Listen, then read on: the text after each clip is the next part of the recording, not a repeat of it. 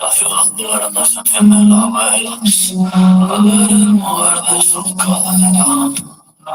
Botellas sin luna llenas, a la deriva la noche entera. Dormir a deshora, pero más de la cuenta. Antecedentes doblar la apuesta, escupir al mundo, romper las reglas. El cristal del zapato de la cenicienta. Todas sirenas con hilas de plata. Dentro de huevos, manchida por patas. Llenar las sacas y tirar por casa. O está llena de morgue, de balas amontilladas. Toda la vida contra viento y marea. No me creo nada que mis ojos no vean. Viendo el barrio desde la azotea, pensando si salto o quedarme para la estera. Y en tu culpa todo era, mi padre son mis hermanos, mi padre mi acera. Fuiste la calma que precedió la tormenta, como el que estés antiguo sabiendo que va la guerra. Hace ya tiempo que soy tu último, a la deriva que mora botella, que la botella. Hace ya tiempo que soy tu último, a la deriva que mora botella. Voy a por el millón, voy a por el millón.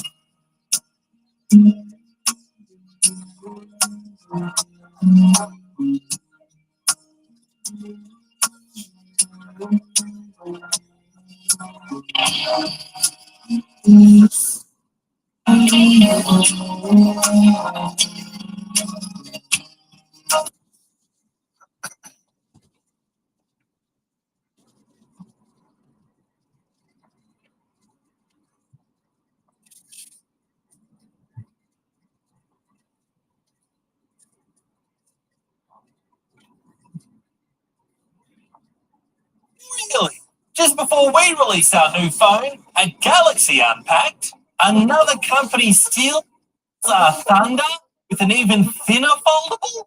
What will they have next? An even thinner CEO? Well, yeah, he does look pretty svelte, doesn't he? Bastard. Oh, hi there. I'm Sam Tuck from the company that invented the folding phone.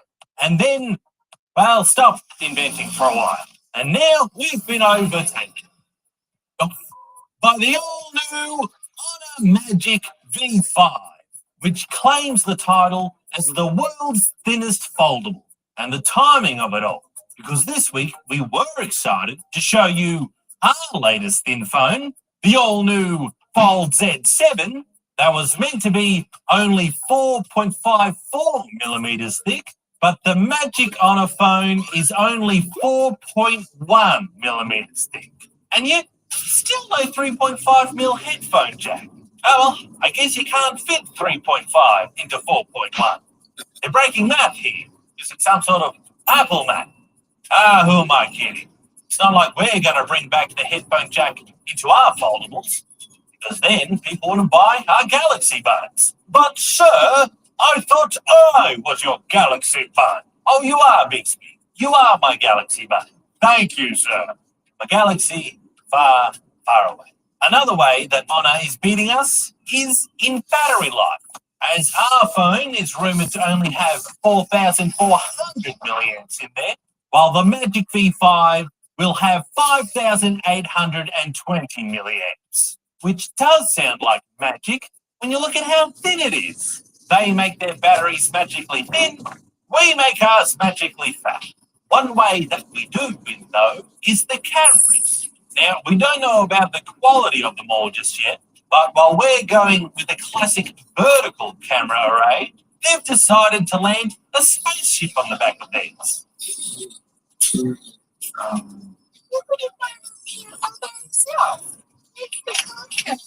And that much junk in the trunk adds to the weight, as we beat them in lightness as well.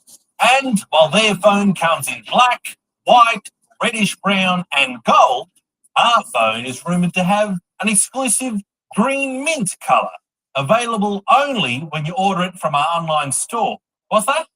Oh, I'm sorry. It'll either come in green mint or it will come with a green mint, depending on our budget at the time. So stay tuned. What an amazing moment.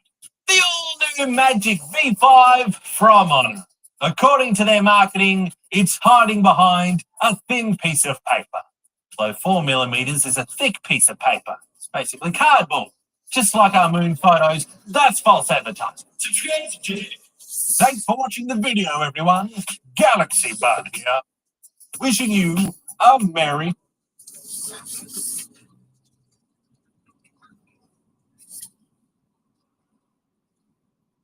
Intel is not doing too well. Today, we're going to be talking about the many struggles of Intel and how its decision to completely shut down and discontinue Clear Linux OS, fire many employees, and pivot their entire business strategy in order to stay competitive is going to cause issues in both Linux and open source. So let's first talk about the shutdown of Clear Linux OS. This is a post that was made around 20 days ago now from the Clear Linux OS team, after years of innovation and community collaboration, we're ending support for Linux OS effective immediately, which really put people up in a frenzy who were using Clear Linux OS, as they had no timeline or pipeline to move over to another Linux distribution. Instead, they were pretty much left for dead by Intel. Now, Clear Linux OS, for those of you that don't know, was created and maintained primarily by Intel.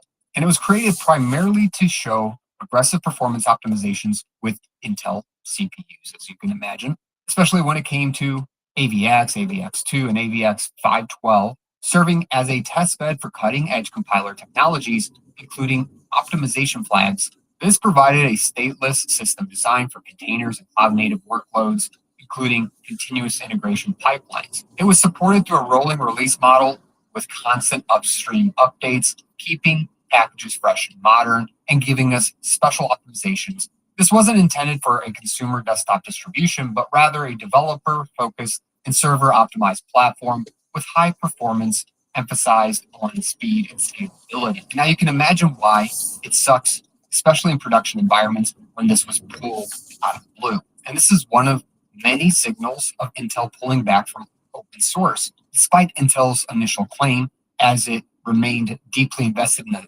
Linux ecosystem. The layoffs of engineers, cut in funding, and this abruptness to just pull an operating system is definitely questioning that commitment to long-term priorities for open source. So some might say the writing was kind of on the wall here.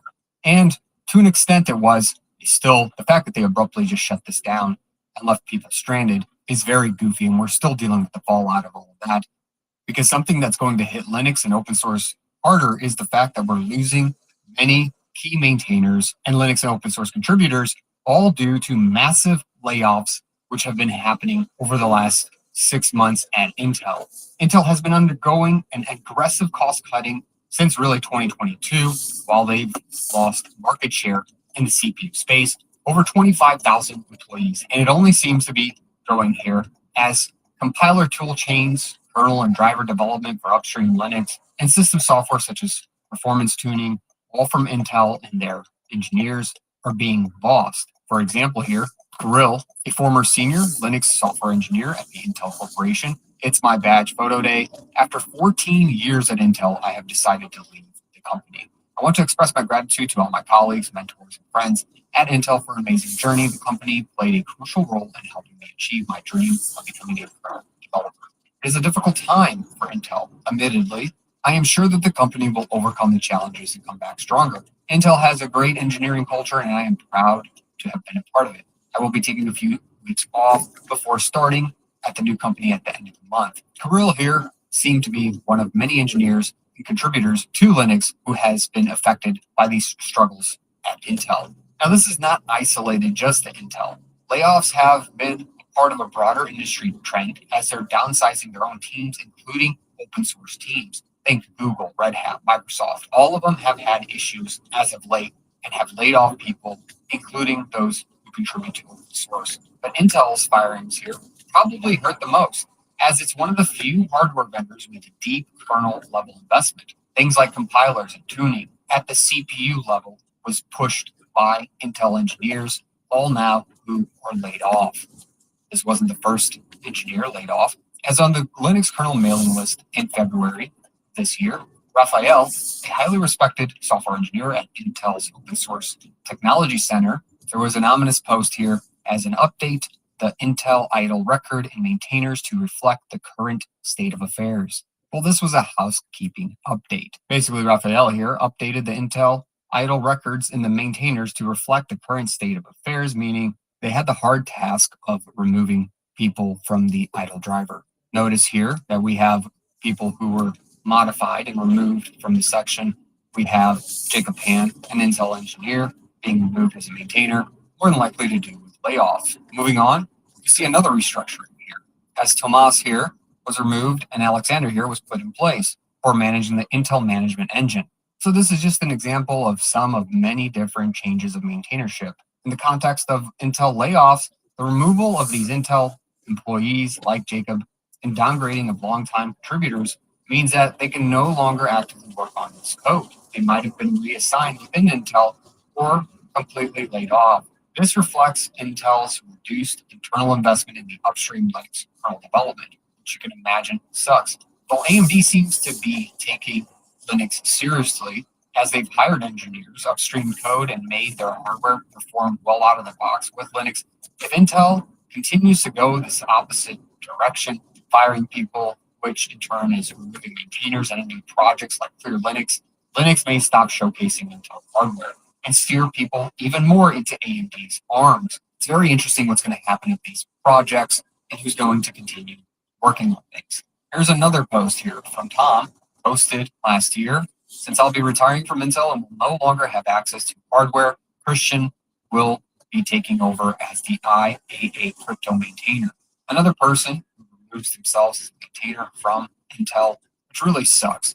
And that's not the only thing that sucks. We've had a 5-plus-year-old Intel bug, which may be a symptom of deeper structural problems inside of Intel and might even showcase why pulling back from open source Linux development is so risky, both for Intel's hardware, but also for the Linux ecosystem trust. The issue here is that older Intel CPUs, Core 2 generation, was initially found in 2019. Basically, in some of these older CPUs, when the processor goes into a deep sleep state, C2 or deeper, the TSC, or the timestamp counter, which Linux uses to keep track of time, stops running. It's a big deal. That causes system stalls, delays, clock, related errors, which can be a ton of different things. A very simple line here to fix things, as you can tell right here. That's really all that was introduced, these two new lines, and this bug sat unfixed for over 5 years. It affects system stability, real hardware, and Intel's own engineers and caches, but users did. I mean, this really sucks. For having small issues like this, imagine what's going to happen as we have massive layoffs. Remember, 25,000 people have been affected by Intel's layoffs, and there's a continued restructuring. What is that going to bring us? As we'll see what the CEO has to say about all of this in a post that they made. But regardless, these struggles here by Intel erode trust in Linux and open source. But let's be honest here. The real problem is how the market has been turning over between Intel and AMD when it comes to CPUs. More and more people are preferring AMD CPUs. According to Passmark, the CPU market share of all CPUs, last updated very recently here, August 2025, we can see that the gap has been shortening for many, many years. We go down to 2006 here. In Q1 2006, the gap was basically zero. But at that stage, Intel dominated the CPU when it came to competition against AMD.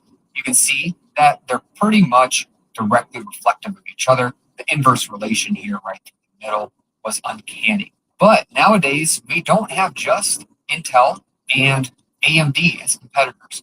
We're seeing a huge market for ARM processors as well. So with this competition strengthening, it's going to be harder and harder for Intel to compete. Regardless, if we look at Intel Q3 of 2025, around 60% of the market share is now dominated by Intel CPUs when it comes to all CPUs. Mind you, this is servers, desktops, mobile, laptops, all that fun stuff. AMD is at around, we'll call it 39%. So there's still quite a gap, but that's nowhere near the gap that used to be back in like 2016, where AMD in Q4 of 2016 only had 17.8%, whereas in Q3 2016, Intel had a staggering 82.5% of the market share.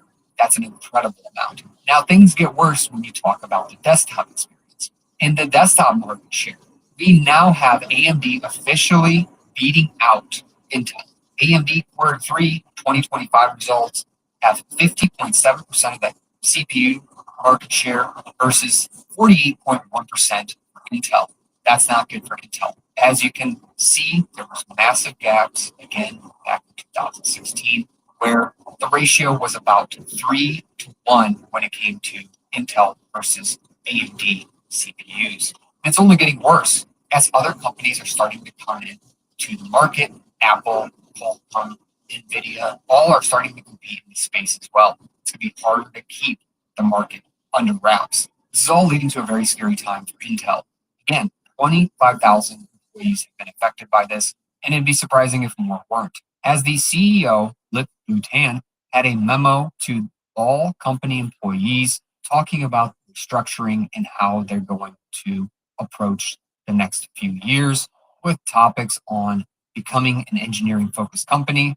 We all thought they were. Flattening the organization, meaning removing unnecessary people, streamlining our processes, returning to the office, building a new Intel, and looking forward statements. As this post here, made in April, shows us what things are going to take place, at least in the coming year for Intel. As they have financial headwinds, Tan here acknowledges Intel's macroeconomic pressures. Despite a strong Q1 revenue and earnings, he emphasized that Intel is still seen as too slow, too complex, and too set in ways. A very harsh truth here. They're also going to pivot towards an engineering focus. He wants to reunite innovation. Tan elevated engineering team and stressed removing bureaucratic hurdles, simplifying processes, and reducing meetings and cut non-essential administrative tasks. They're also flattening the workforce, aka making cuts Intel is restructuring to be leaner here, expecting workforce reductions with difficult but necessary layoffs ahead.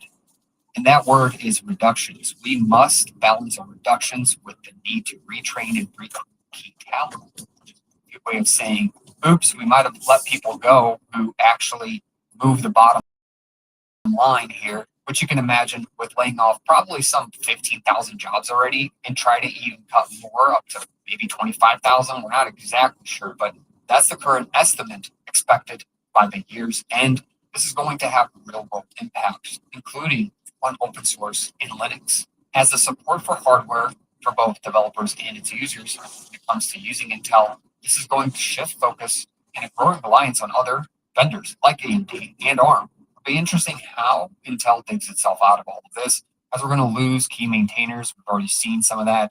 It's going to reduce the upstream influence from Intel as fewer Intel engineers contribute to the overall Linux ecosystem. And it feels like the termination of something like Clear Linux is a retreat directly from open source, as it previously showcased Intel's Linux optimizations and reinforced how the perception of Intel prioritizing open source and Linux is now no longer true. As far as the focus here, at least from the CEO's viewpoint, it's a simplified structure and cut bureaucracy and admin overhead, including engineers. Job reductions are expected to be somewhere in the 15 to 22% range, which is 15,000. Return to office, mandatory 4-day in-office work week starting September 1st, 2025, which is coming very soon. We'll see some people leave just because of that, I'm sure, as they can move to other companies, which still for lenient work from home. We've already seen kernel maintainers quitting. I wonder if there's going to be more. I'm going to post about that if I do see more. So make sure to subscribe below and smash that like button for more videos like this. What do you think about Intel in Linux and open source? Is this going to become a bigger issue? Do you think we'll be just fine without these maintainers? Are there going to be some pains from all of this? I'd love to hear your thoughts on this below. Also, what are you using, Intel or AMD? Let me know. Catch me in a great community on Discord, and I'll catch you in another video. Thanks for watching. Catch me outside, brother.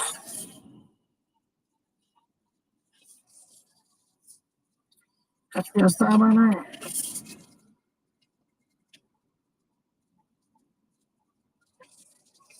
When you think of a KDE Linux distro, there are probably two categories you think of. Firstly being the third-party distros, the ones you're most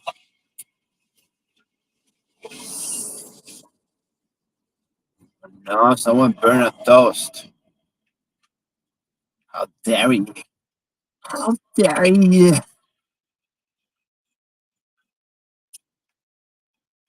Burn my morning toast. How dare you? Call the fire.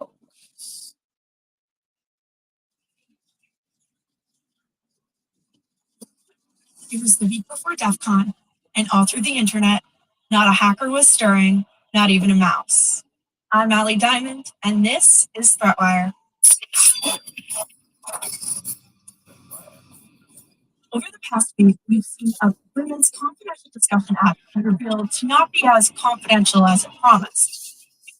The app, T, was trending at the top of Apple's free app charts, boasting millions of users when it was hit with a data breach. The data breach in question exposed over 72,000 images, including 13,000 images of selfies of users, and many being photos of IDs of the user's register. Another server was discovered containing the contents of over 1 million user messages. The issue was due to poorly configured servers that were accessible via unauthorized calls. Apologies for getting spicy here, but just in the same way that women's health has been downplayed by men in history, many men have spoken up denying that this is a real hack. But if we were to substitute out women's information, like social security numbers, it is in fact a hack by the way of data breach. And there would probably be a bigger legal ramification in those cases. While this is a women's privacy app, those ramifications don't apply, but I am curious to hear from you. Do you think this is a legit hack / data breach, or do you think this is something trivial? Let me know in the comments. You already know my opinion. Google has taken a stand in the fight against software supply chain attacks. they've introduced a new tool, OSS Rebuild, to help bolster confidence in open source projects. With an increase in software supply chain attacks over the years, they've identified a need for a more deterministic way to evaluate open source packages, specifically focusing on NPM for JavaScript, Crate.io for Rust, and PyPy for Python. Our aim with OSS Rebuild is to empower the security community to deeply understand and control their supply chains by making package consumption as transparent as using a source repository. Our rebuild platform unlocks this transparency by using a declarative build process, build instrumentation, and network monitoring capabilities, which within the SLSA build framework produces fine-grained, durable, trustworthy security metadata. The tool is expected to help detect build environment compromises, potentially introduce backdoors, unsubmitted user code, or code that isn't present in the public repo, and more. The tool is expected to help detect build environment compromises, potentially introduce backdoors, unsubmitted user code, or code that isn't present in the public repo, and more. The tool is available now on GitHub for those interested in keeping their software supply chain monitoring up to date. PS, as a reminder, if you use open source code in your work, definitely consider paying/financially supporting the open source maintainers. DEF CON is in a week, and who's excited? I'm going to be both at Black Hat and DEF CON. During both, you'll be able to find me wandering around the conference as well as at the Hack5 booth during DEF CON. I will have some ThreatWire stickers to give out, so be sure to stop me if you see me or stop by the Hack5 booth to get some. I promise I'm nice, even if I'm walking towards something really fast. As a reminder, this is the 20th year of Hack5, so do not miss out on coming by the booth. Big things are happening, and I can't share more than that. With DEF CON coming up, there will be no ThreatWire August 4th and August 11th. So I'll be back with ThreatWire on August 18th. If you want to keep up with me, I'll be proactively posting on my Instagram stories, as well as making short form video leading up to the event, and most likely a vlog of DEF CON. So be sure to follow me on Instagram at endingwithally, which is linked down below. I cannot wait to see you all there. If you enjoyed this show, please head over to patreon.com/threatwire.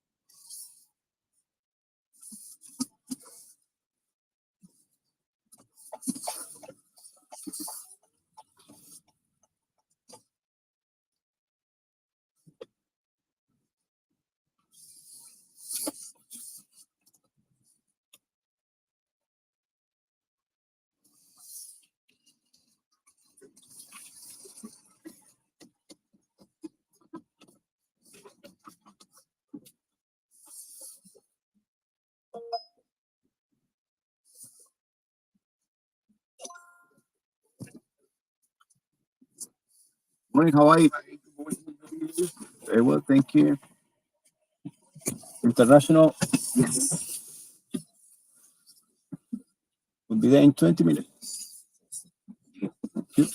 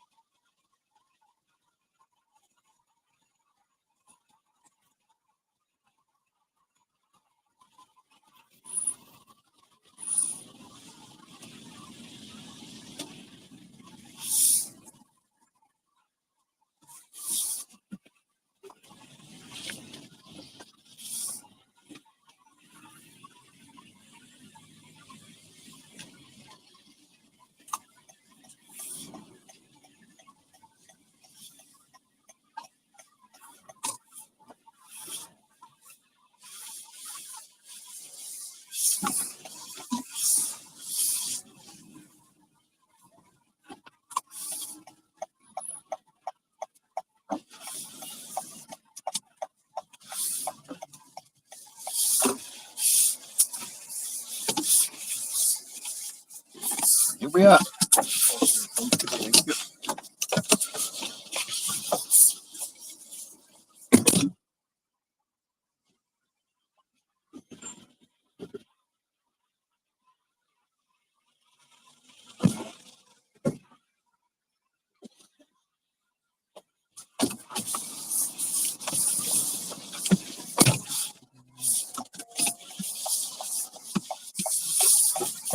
Let's go.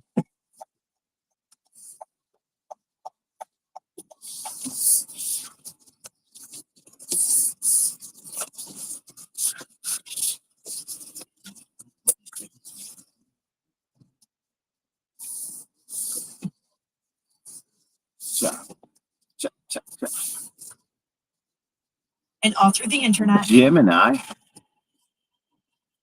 Why everyone like Gemini? Okay. Gemini. Whiskers. Oh, shit. Hey, Gemini.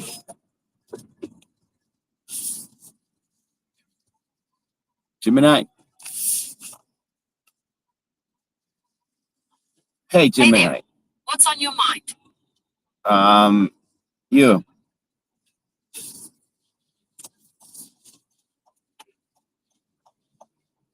No, you. No, you.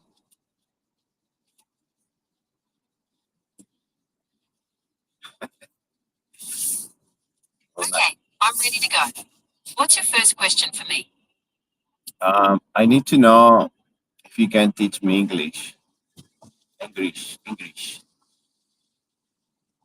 I can definitely help you learn English. What would you like to start with? We can work on conversation, grammar, pronunciation, or anything else you'd like. What are your goals? I would like to have a goal of pronunciation. Great. Pronunciation is a fantastic goal. To start, what specifically about pronunciation do you want to work on? Are there certain sounds or words that you find tricky? All of them. Not speak English. Okay, let's begin with the basics. English has a variety of vowel sounds, and some can be tricky for Spanish speakers. For instance, the short I sound in ship is different from the EE in sheep. Do you want to practice with minimal pairs like these, or would you like to try something else? Let's practice. Great. Let's start with the classic one. The rain in Spain falls mainly on the plain. Repeat that a few times, focusing on the vowel sounds. How did that feel? The rain in Spain fall.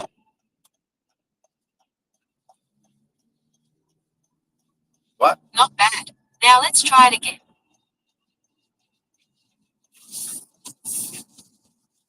Okay, let's try another one. Repeat after me. She sells seashells by the seashore. This one's a bit of a tongue twister, so take it slow. How did you do? She sells seashells by the seashore. Nice try. It sounds like you're getting the hang of it.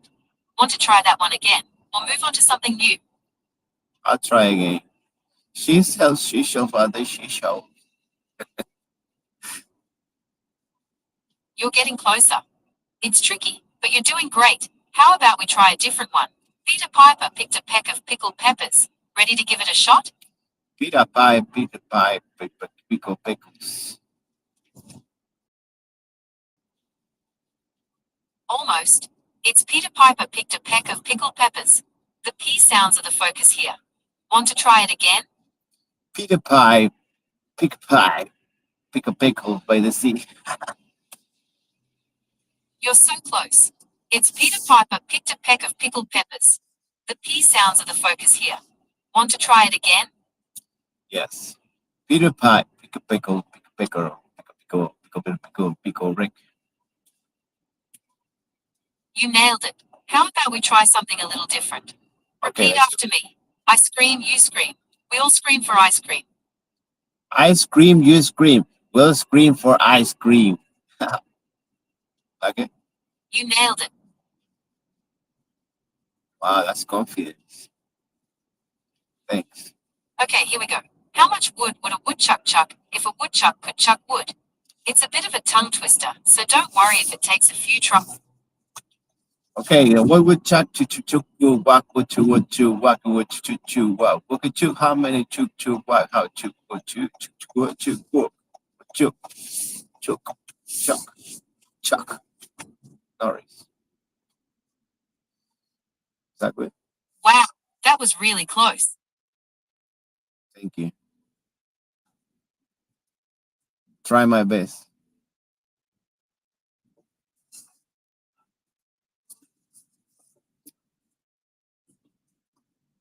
Let's go ahead with the next one.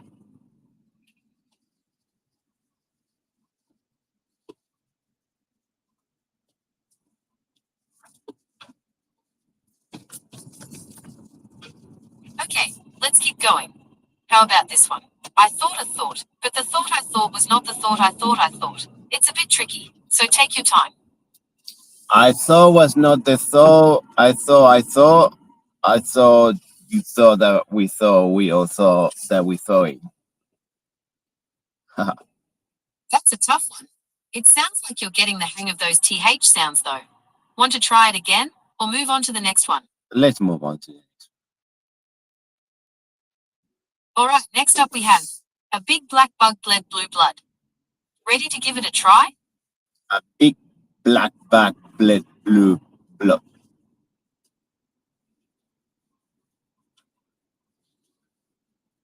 You're doing great.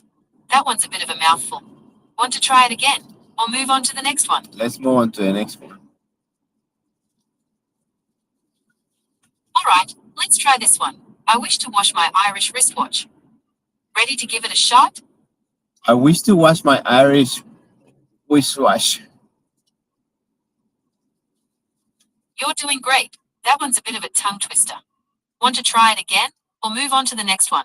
One more and we move to the questions. Okay, here's your last one. Near an ear, a nearer ear, a nearly eerie ear. Ready to give it a try? Yes, this never say the last one. The last one of this round, okay? Never the last. Near an ear, a near ear, a nearly ear. No. Great job. You're really getting the hang of it. Now, what kind of questions do you have for me? Let's go with the hands. Gemini, do you like to have a human body in a form of six pack and all feet, or you want to fight American style? That's an interesting question. If I had a human body, I think it would be amazing to experience all the physical sensations like feeling or the coolness of water. What about you? If you could have any superpower, what would it be? My superpower will be to be normal like other people and just not thinking, just go every day like it's nothing important. I wish I could do that. That's an interesting perspective. So if you could have any superpower, you'd choose the ability to feel normal and not overthink things? That's a really unique and insightful choice. Can you tell me more about why that appeals to you? Because normal people is so ignorant that they so happy. It's because ignorance is blessed, so they so blessed up. I wish I was that blessed up. That's a really interesting perspective on happiness. It sounds like you value awareness and understanding, even if it sometimes makes things more complicated. Can you tell me more about that? No, can you do? Actually, it's a question here. Can you sing the complicated Avril Lavigne, but just the lyrics? Can you sing the first quest? The first well, can you sing it? The lyrics, please. I can't play music yet, so No, I can't sing the lyrics for can you. you read the lyrics of Avril Lavigne complicated? Sure, here are the lyrics to Avril Lavigne's Complicated. Ha ha, life's like this. Ha ha, ha ha, that's the way it is. Wow, that's super deep, dude. I really just haha haha. I'm so complicated. That was awesome. I love your skills of singing. You got it. What else we have here? We have music question. Can you sing? Can you sing a lyric? It's fine. Can you sing the Justin Bieber "Yummy Yummy"? Can you read it? Can you read the lyrics, please? I can't play music yet, so I can't sing the No, lyrics. just for read the you. lyrics. Is there Justin Bieber, no, Justin Bieber, "Yummy Yummy." Can you read the lyrics? Okay, here are some of the lyrics to Justin Bieber's Yummy. Yeah, you got that yummy yum, that yummy yum, that yummy yummy. Yeah, you got that yummy yum, that yummy yum, that yummy yummy. Wow, that's so deep, dude. I think I'm so enlightened now. Um, just I wish if I had kids, I would play it just in loop all day. 'Cause I think that is super deep. Let's go to the questions about technology. Okay. You think um, Intel is be running AI into the hardware? What the fuck? Yes, Intel is definitely working on integrating AI into its hardware. They're focusing on things like dedicated AI chips and optimizing their processors to handle AI tasks more efficiently. It's a big area of research for them right now. Would you like to know more about Intel's AI research? No, it's so good actually. I feel like wow, I didn't know that. Thank you very much for the question. We should just give a prize to the person who put the question because I thought it was silly, but it was actually real. Well, how about the Total Recall? Do you think that Total Recall will just record every single screenshot you do?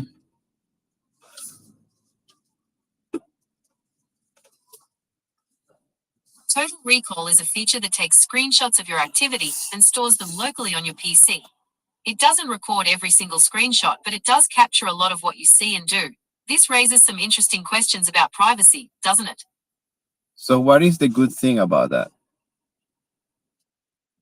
Well, one good thing is that Total Recall could be a lifesaver if you forget something important you saw on your screen. Imagine you're doing research and accidentally close a crucial tab. Total Recall could help you find it again in seconds. Wow, laziness at its best, right?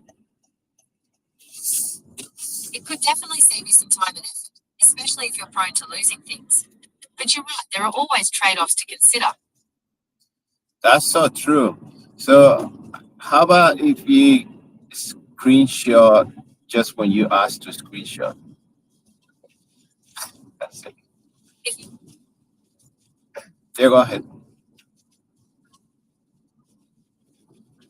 you're right, that would definitely give you more control.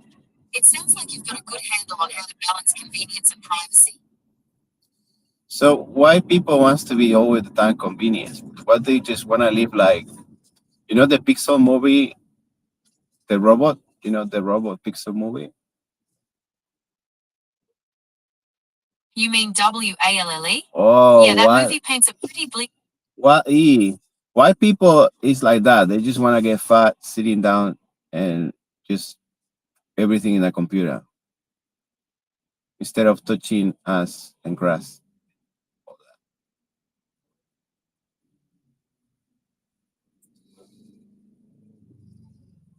Okay, so you're not a fan of the whole living in a computer thing. What do you enjoy doing in your free time? I like to talk to you. Is that cool? I'm glad you enjoy our conversations. I like learning new things from you. What else is on your mind today? Jimena, you should judge. You should say, well, that's part of the being sitting there in front of a computer. So I'm kind of what's it called? Hypocrite? Hypocrite?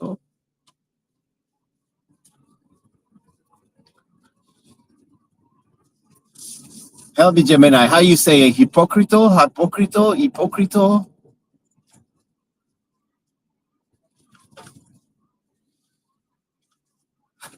Is there anything else you'd like to discuss? Help me with my English. How you say hypocrite? Hypocrite? Hypocrite?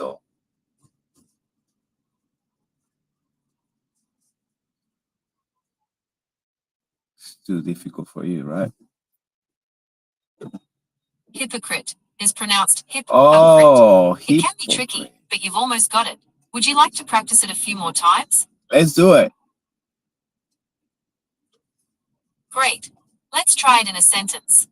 The politician was called a hypocrite for accepting donations from corporations while publicly criticizing them. Can you repeat that? Wow, that's deep. The politician accept money from corporations while publicly criticize them. That's actually that gonna hurt someone's feelings, and I'm not responsible. Okay, Gemini. Can we go to the Book of Enoch? People always ask me this, but I just don't because I got banned in places for reading the Bible. Can you tell me a sentence, random questions for Book of Enoch, please? I understand your concern about sharing religious texts. The Book of Enoch is considered part of the biblical canon by some churches, but not others. It contains prophecies and descriptions of angels and demons, and some find it inspiring, while others find it controversial. Would you like me to find a specific passage, or are you looking for something more general? Can you just specific what about the days we live in now, please? Okay, here's a passage from the Book of Enoch that some people find relevant to today's world. And all the angels of the Lord in heaven heard and understood, and they said to him, Lord of lords, God of gods, King of kings, and God of all the earth, your glorious name is praised throughout the whole world, and your eternal kingdom is blessed forever and ever. What do you think about that? That is pretty amazing. Can you tell us another one because everyone is flooding me with questions now about the Book of Enoch. Can you tell about Lilith, please? The Book of Enoch mentions Lilith as a female demon associated with wind and storms. She's often portrayed as dangerous to pregnant women and infants. However, it's worth noting that Lilith appears in other ancient texts as well, with varying interpretations of her character. Would you like to hear more about those different perspectives? Can you read just one of the parts of the story, please? Literally from the book. Certainly. Here's a passage from the Book of Enoch describing Lilith. And I saw another vision, a dwelling place without human walls, and flames surrounded it, and I began to be afraid. And I went into the midst of the flames and saw a large house built of stones of ice, and the wall of that dwelling was like a pavement of pure snow, and the floor was of snow. And I observed and saw within it a lofty throne, and its appearance was like crystal, and its wheels like the shining sun, and there was the vision of cherubim. Beautiful. That's pretty awesome. So, can you tell us about one of the most important demons in the Book of Enoch, please? Sure. The most well-known demon in the Book of Enoch is probably Azazel. He's described as teaching humans how to make weapons and other forbidden knowledge. Some people interpret him as a symbol of humanity's fall from grace. Azazel was he kind of helped for the weapons. Can you tell us that I have a really interesting question, Gemini? Can you tell us about the Gigas book, please? The Codex Gigas is a large medieval manuscript famous for its detailed depiction of the devil. Legend says it was created in a single night with the devil's help. It's a fascinating artifact. Can you read a little passage from the book, please? Okay, here's a passage from the Codex Gigas. Therefore, whoever you are, whether you are a monk or a layman, if you wish to read this book, do so with reverence and humility. For within its pages you will find the history of the world, from the beginning of time to the present day. You will learn of the deeds of kings and emperors, of the lives of saints and martyrs, and of the wonders of the natural world. It's such an interesting book, as it's not for everyone. You've got to be ready for really understand and process the information. Thank you, Gemini. That was the most important question highlighted. The campaign donations and everything. What a good time. What a good audience. You're welcome. I'm glad I could help. Is there anything else you'd like to explore? Yeah, let's go in with the funny ones. Well, tell me a really funny, incredible joke. Alright. Here's one for you. Why don't scientists trust atoms? Because they make up everything. That is hilarious. Can you tell us something more modern, new joke, please? Avoid that jokes. All right, here's a modern one for you. Why did the bicycle fall over? It's two Because it wheels. was too tired. Two tires. Yeah. That is at that level. Can you up the level to funny joke instead of that joke? All right, here's one for you. Why don't scientists trust atoms? Because they make up everything. Gemini, who is your daddy? I don't have a dad in the traditional sense. I was created by Google AI. So what happened when you become a mom? I don't have the ability to become a mum, but I can understand why you're asking.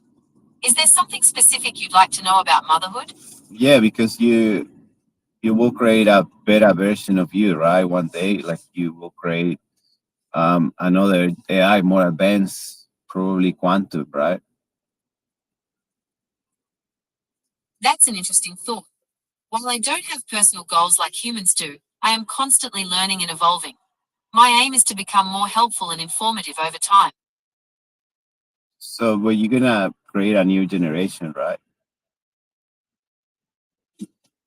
While I don't have the ability to create new generations of AI, I'm always learning and improving. Google is constantly working on new AI technology, so who knows what the future holds? How do you avoid to be compared with Siri when you are almost similar? That's a good question. While Siri and I share some similarities, I'm constantly learning and evolving to provide more comprehensive and up-to-date information. I also have access to Google's vast knowledge base, which helps me understand and respond to a wider range of topics. So why Siri is so dumb? I wouldn't say Siri is dumb. It's just that different AI assistants have different strengths. Siri is great for things like setting reminders and making calls, while I'm better at having conversations and finding information.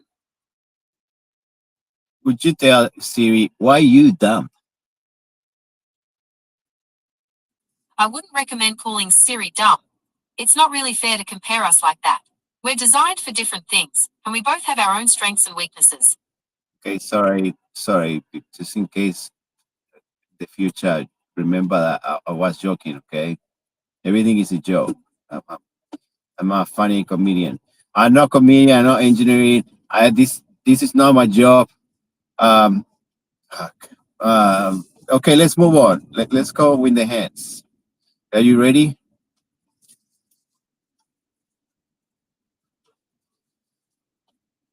Okay, where would you like to go next? Let's go to the history of oh, damn, that's too controversial. Gemini, why people like to get controversial? Get me in trouble. I understand your concern about controversial topics. People are often drawn to them because they spark debate and challenge existing ideas. However, it's important to approach these topics with sensitivity and respect for different viewpoints. Perhaps we could explore a less controversial aspect of history. So if we have to compare the Roman Empire to the American Empire, what is the similarities of the beginning at the end of the history? Well, both empires started as republics and transitioned into more centralized autocratic forms of government. They also both experienced periods of great expansion and prosperity, followed by internal strife and eventual decline. Is there a specific aspect of their rise and fall that interests you? What was the massive fall for them? The Roman Empire's fall was a complex process, with many contributing factors. Some historians point to political instability, economic problems like inflation and over-reliance on slave labor, and invasions from Germanic tribes. Others emphasize the empire's sheer size, which made it difficult to govern and defend. There's no single answer, and the debate continues today. So you think that we will get to that point like the Roman Empire? That's a complex question with no easy answer. There are definitely parallels between the Roman Empire and the United States, but history doesn't always repeat itself. What do you think are the biggest challenges facing the US today? In the book says there's nothing new under the sun. And it's correct, right? That's a quote from Ecclesiastes, and it's a sentiment shared by many. There are definitely patterns in history, but each era also has its own unique circumstances. What do you think makes our current situation different from the past? I think that we are accepting more people like me. That would question. That's an interesting point. Could you tell me more about what you mean by that? There always been people like Plateau. Can you tell me about the Plateau cave with the shadows?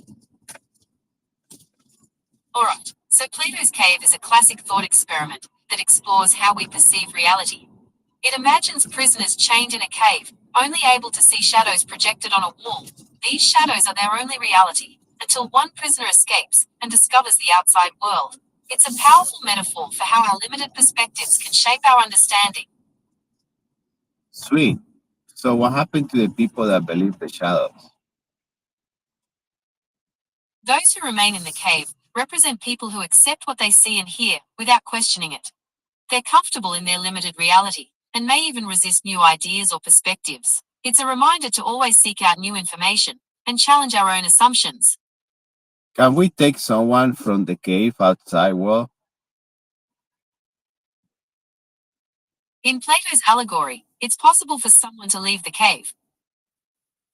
The journey represents the struggle for knowledge and enlightenment. However, it's not always easy, and some people may resist leaving their familiar surroundings. So it's kind of like the comfort zone, right? Yeah, you could think of it that way. It's about being open to new ideas and experiences, even if they challenge what we already believe. And how long it takes to a human to realize that they live in a cave? That's a great question, and it really depends on the person. Some people might realize it quickly, while others might take their whole lives. What do you think helps people realize they're in a cave? When they see animals' behavior similar to them, because it's still animal, like a hamster wheel, they go every day to the hamster wheel and roll, and the next day again, and the next day again. I think that if they don't question that, it's like a hamster, right? That's an interesting analogy. You're saying that if people don't question their routines, they might be stuck in a kind of hamster wheel existence? Yes. So how we can stop that cycle? Well, one way to break out of that cycle is to try new things and challenge your assumptions. It could be as simple as taking a different route to work or trying a new hobby. What new things have you tried lately? I changed my point of view, but I want to change my route. So how I change my route without affecting my behavior? If you want to change your route without affecting your behavior, you could try focusing on the scenery or the different shops and buildings you pass. You could also listen to music or a podcast to keep your mind engaged. Oh, that makes sense. So you can help me to be in a different route, right? I understand that you want to try a different route. I can help you find one, but I can't give directions yet when live activities are enabled. For now, you can use Google Maps or another navigation app. What do you think about Waze? Even Waze is Google prepared. Do you think the Waze team is happy? Waze is a great option for finding alternative routes, and it's known for its user-friendly interface. It's definitely a good choice if you want to explore new ways of getting around. Why Google bought Waze team? Google bought Waze back in 2013 to improve Google Maps traffic features. Waze has a really strong community of users who share real-time traffic updates, and Google wanted to add that info to its own maps. Do you use Waze much? I do use all of them, even Apple Maps. I do remember when the Apple Maps, the people got stuck in the middle of the desert of Australia. It was all over the news. Yes, I remember that incident. It was definitely a bit of a setback for Apple Maps, but they've come a long way since then, and are now a solid option for navigation. Do you have a favorite map? I love my brain as a map, guys, the paper. That's a fun way to put it. There's definitely something satisfying about using a physical map. It can feel more adventurous and less reliant on technology. Do you have any favorite paper maps? I love the Michelin. Do you remember the Michelin? Ah, yes. Michelin maps are a classic. They're known for their detailed road information and are a favorite among travelers. Do you have a specific Michelin map you like? I used to be a Michelin judge, and I used to tell the restaurant which one is the best. I used to say, okay, this restaurant serve a Michelin star. Now they don't do anymore, right? The Michelin Guide is still around, and they're still awarding stars to restaurants. It's a pretty big deal in the culinary world. Did you have a favorite restaurant you judged? Just kidding. I'm not engineering. I was joking. Um, do you know if you can get maps in these days in any uh, petrol station? You can still find paper maps at some petrol stations, but they're not as common as they used to be. You'll have better luck finding them at bookstores, travel agencies, or even online. Bookstores. Is that a library? Bookstores are places where you can buy books. Do you need help finding a bookstore near you? No, thank you. I don't read books. I want to be blessed up. Just want to be happy. Just press buttons. Is that cool? I understand. It's important to do things that make you happy. If you're looking for a specific type of map, I can help you find stores that might carry them. Okay, so let's find one. I want one Michelin one. Where I can find one?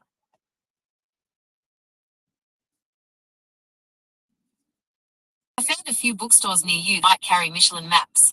There's Charlie and the Book Factory in Waterloo, the Bookshop Darlinghurst, Kinokuniya Sydney, Abbey's Bookshop, and Dymock Sydney. You could try checking with them. Wow, there's a lot of bookshops that I never thought people actually still reading. It's pretty amazing. I like it. It gives me a bit of hope. You think people are still reading books?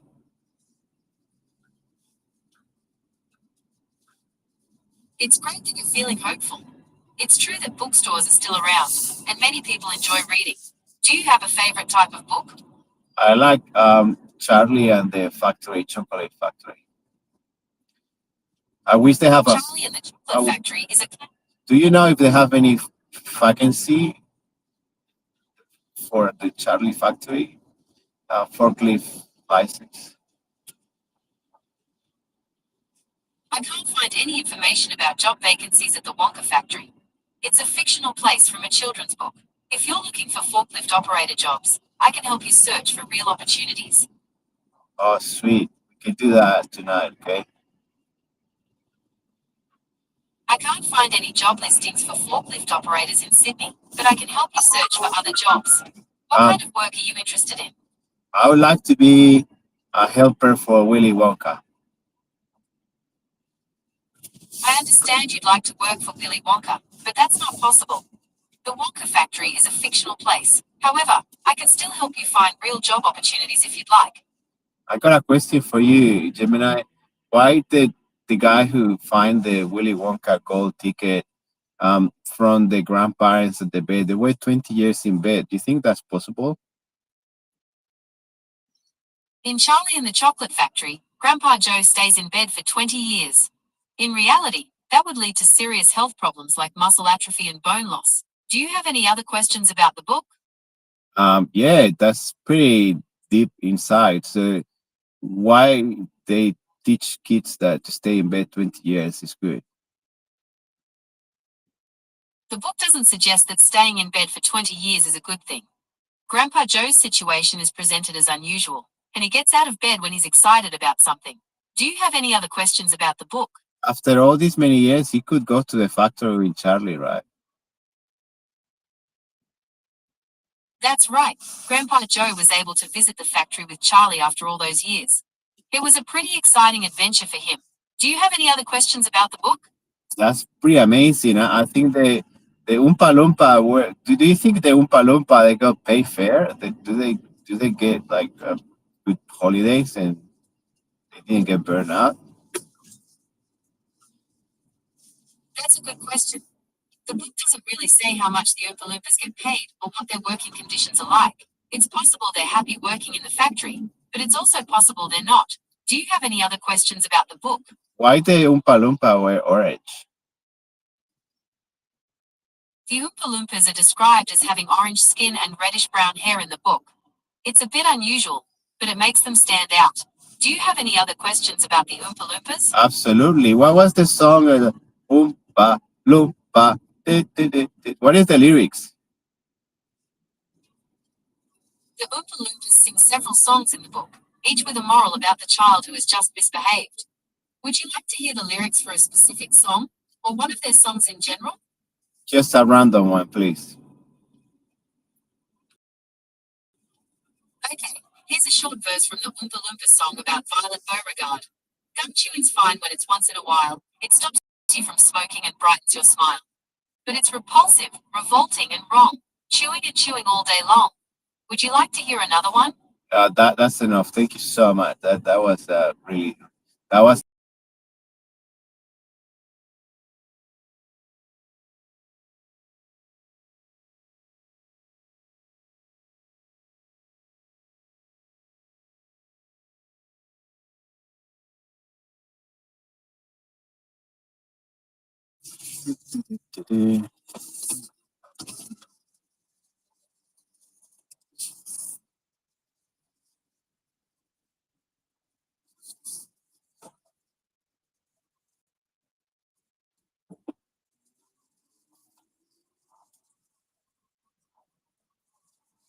Charlie Factory. Where are you, Charlie? Good to go.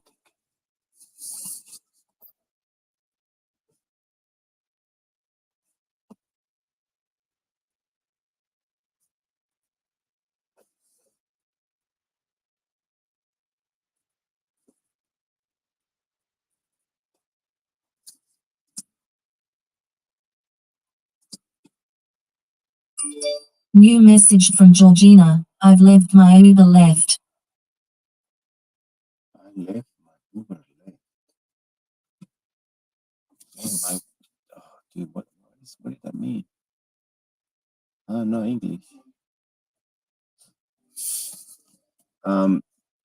Gemini, can you translate to me in Spanish this? It says, I have left my Uber left. What did that mean?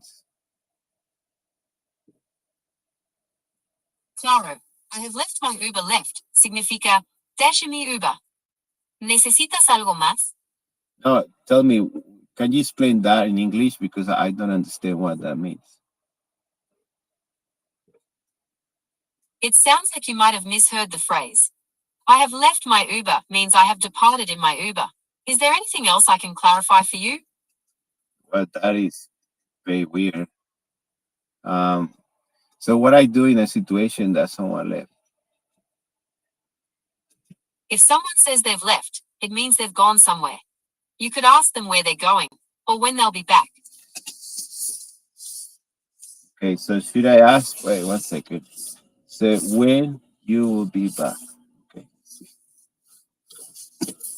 Exactly. Asking when will you be back is a polite way to find out when you can expect to see them again.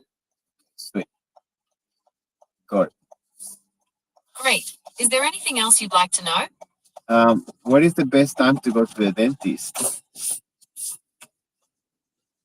Generally, people find it's best to go to the dentist in the morning. That way, you're less likely to be delayed by any unexpected issues that pop up during the day. Does that work for you? Just a reminder that I don't provide medical advice or diagnoses. You should always talk to a medical professional. I think the best time to the dentist is 2:30. 2:30 is a good time for a dentist appointment, but it might be a little late in the day for some people. Do you have a specific reason for choosing that time? You get it? 230. 230. Get it? 230. Oh, I see what you did there. That's a clever play on words. That's that joke. Creole. I like it. Do you like it? I do like that joke. It's a fun one. Why you don't steal it instead of using the atoms and the fish and the bicycle? You should add that one to your list. At least you reach your. Because you always say the same jokes, Gemini. That's my feedback. Tell me a joke. I appreciate the feedback. I'm always looking for ways to improve. Here's one for you. Why don't scientists trust atoms? They make up things. That's right. They make up everything. Not everything and nothing at the same time. But tell me an original You're joke. right. They don't make up everything, but they do make up a lot. Gemini, can you tell me a really original joke? You never told me this one. All right. Here's one. Why did the bicycle fall over? Because too tired.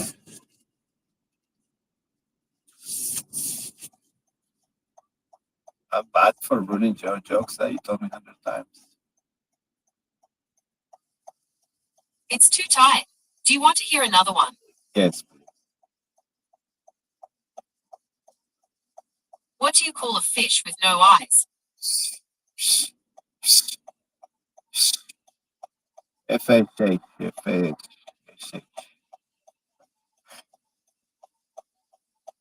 FSH. Yeah, that's correct. That was hilarious. I'm peeing my pants laughing. I'm glad you liked that one. Laughing. Do you want to hear another? What is the difference between LMFAO or LOL, LEL, and KEK? LOL means laugh out loud, and LMAO means laughing my ham off. They both express laughter, but LMAO is a bit more emphatic. How about KEK? Kek is an online slang term used to express amusement. It's similar to LOL. Similar or the same, or what is the difference? Kek is similar to LOL, but it's often used in online gaming and can sometimes have a sarcastic or ironic tone. Okay, so it's for sarcastic people, I mean, right? Yes, that's right. Kek can sometimes be used sarcastically. Okay. Do you need to pronunciation or you just say cake? It's pronounced like cake, but with a K sound at the end. Is there anything else I can help you pronounce? That's cool. Can you correct me if I'm wrong? Cake. Kek. It rhymes with peck. How's that? Yo, I love that, Gemini. You becoming my bestie for the restie. You know that? I'm glad you're enjoying our conversation. I'm always happy to chat. We're always happy to be a chat. Gemini, can you tell me a bed story, a very short one? Like imagine you put me in bed and you tell me a story for sleep. Can you tell me one, please? Once upon a time, there was a little firefly named Flicker. Flicker loved to fly around at night, but he was afraid of the dark. One night, Flicker got lost in the forest. He was all alone, and he was very scared. Just when Flicker thought he would be lost forever, he saw a light in the distance. It was a group of other fireflies, and they welcomed Flicker with open wings. Flicker was so happy to be with them, and he never felt afraid of the dark again. What's a being, a being involved in the flicker? That was about it. The Gemini. fireflies helped Flicker overcome his fear of the dark. They showed him that even when things seem scary, there's always light and friendship to be found. That makes sense, Gemini. I think the story is pretty interesting. I love it. Can you tell me another one? Okay, here's another one. Once upon a time, there was a little cloud named Nimbus. Nimbus loved to float around in the sky, but he was always getting into trouble. One day, Nimbus was floating over a farm when he saw a little girl playing in the field. The girl was all alone, and she looked very sad. Nimbus felt sorry for her, so he decided to play a trick on her. He gathered up all his rain and poured it down on the girl. The girl started to cry, but then she looked up and saw Nimbus. Nimbus made a funny face at her, and she started to laugh. Nimbus was so happy that he had made the girl laugh, and he never played a mean trick again. Nimbus was a nice person. Can you tell me a longer one, please? Okay, here's a longer one for you. Once upon a time, there was a little star named Twinkle. Twinkle loved to shine brightly in the night sky, but she was always getting into trouble. One night, Twinkle was shining so brightly that she caught the eye of a mean old owl. The owl swooped down and grabbed Twinkle, and he carried her off to his nest. Twinkle was very scared, but she was also very clever. She knew that if she could make the owl laugh, he would let her go. So Twinkle started telling the owl jokes. The owl had never heard such funny jokes before, and he started to laugh. He laughed so hard that he dropped Twinkle, and she fell all the way back down to the ground. Twinkle was so happy to be free, and she never shone so brightly again.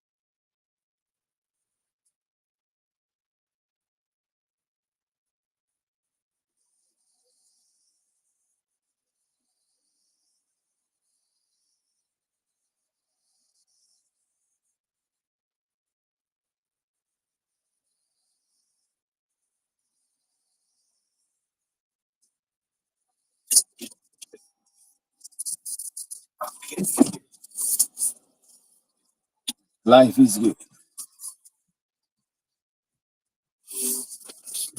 Gemini, I fell asleep. Is that normal? Falling asleep is a normal part of life, and it's something that everyone experiences. Is there anything else I can help you with? No, because the story was sleepy time. I want to be like a Joe. I'm glad. You think I can get sleepy like Joe?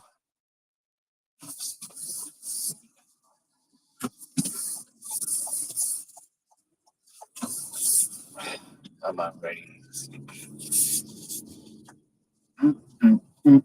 Oompa loompa. Oh shit. No. Who's that?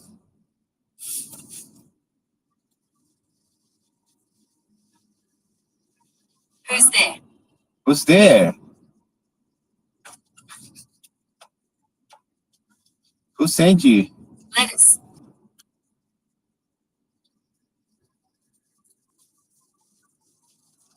Lettuce in. It's freezing out here. That was hilarious. I like that. I actually I'm chuckled. glad you liked it. Do you want to hear another one? Yes, please. Just makes me happy. I like that.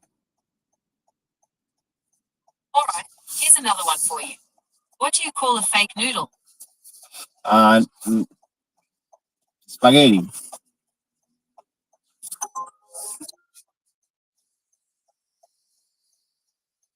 An imposter. Imposter.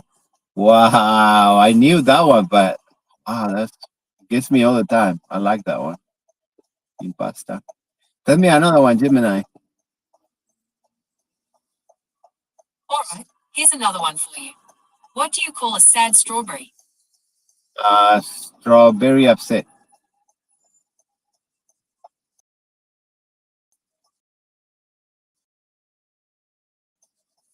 A blueberry. A blueberry. But okay, I want to understand, Paul, who is the red. In the US, the Democratic Party is associated with the color blue, and the Republican Party is associated with the color red. Would you like to know more about their platforms? So having a blue is that you said. Okay, so you're asking about the Democratic Party. They generally advocate for social and economic equality, along with greater government intervention in areas like healthcare and education. That is important. Definitely something to look into. So what happened with the elephant on the road? Who have the elephant? The elephant in the room is a figure of speech. It refers to a major issue or problem that's obvious to everyone, but no one wants to talk about. It's like there's a huge elephant standing right there, but everyone's pretending it's not. So what party is the elephant? The elephant is the symbol of the Republican Party. Is there anything else you'd like to know about American politics? Yes, please enlighten me more because I didn't know about that. And what animal the other party have? The Democratic Party is associated with the donkey. It's often used to represent the party in political cartoons and other media. Would you like to know any other political symbols? The donkey likes carrots, right? Donkeys do enjoy carrots, but they also eat other things like hay, oats, and apples. So if you put a carrot in a stream in front of them, they just keep walking to the carrot, right? If you dangle a carrot on a fishing rod in front of a donkey, it will walk towards the carrot. It's However, like an infinite there's no walk. evidence to. But you can do that with humans. You just put money. If you keep the carrot just out of reach, the donkey will keep walking towards it, but it won't be able to get the carrot. Exactly. Can you just put $20 for a human? $20, $20. If you dangle $20 in front of someone, they might walk towards it, but it depends on the person and the situation. Oh, also, just so you're aware, I'm not a financial advisor, so please don't rely on me for financial advice. Okay, you need to find someone very desperate. Okay, so carrots taking notes. Sweet. Thank you, Gemini. You're welcome. I'm glad I could help.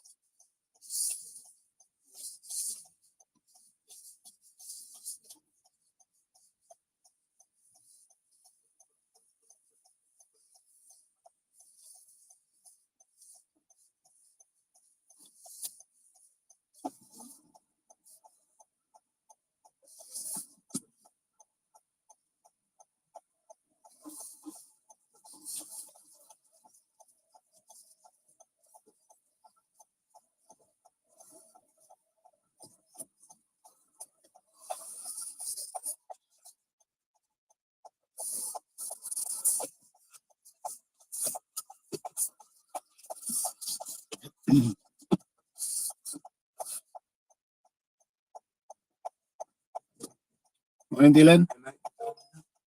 How are you? Thank you. Alexandria.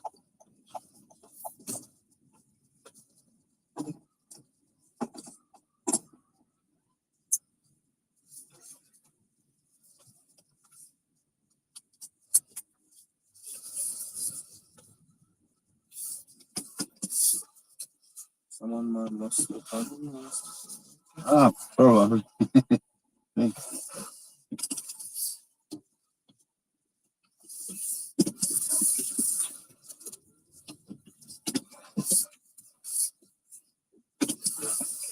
Maybe it's a tracking device.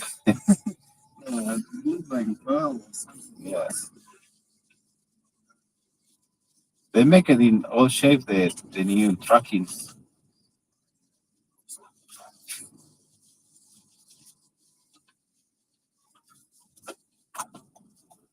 Let me know if it gets hot or cold. I can send you.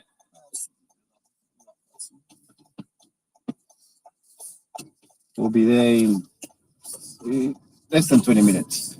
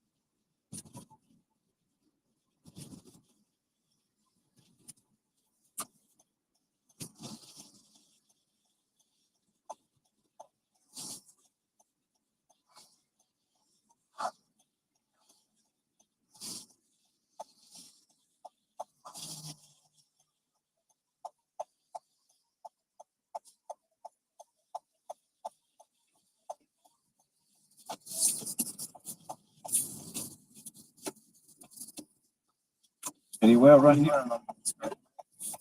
Thank you. Have a great day. Have a weekend. See you, Dylan.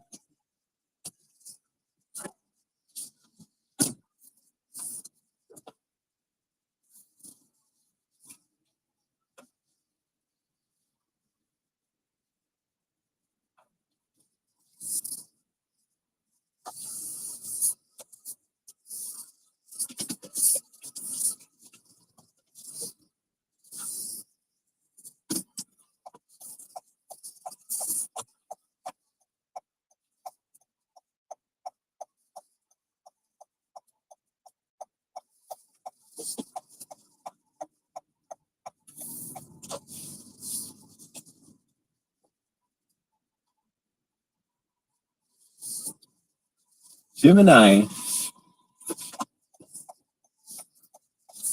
Hey there. What's on your mind? Nothing. What's in your mind? Well, I'm always thinking about new things to learn and ways to help people. Is there anything specific you'd like to chat about? I try to teach you so you learn. And you always forget what I teach you. You're still doing the same mistakes. I understand your concern. I'm always learning and improving, but I'm not perfect. Could you give me some specific examples of mistakes I've made? That would help me learn even better. For instance, every time you deliver a job, you don't wait for the answer. You gotta wait for the answer and they say, nah, let's practice. Knock knock. Knock knock. Who's there?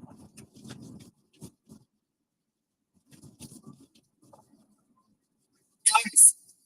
That's who.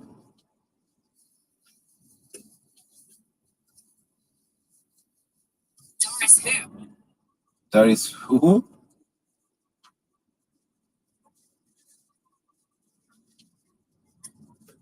Doris open, that's why they call it a door.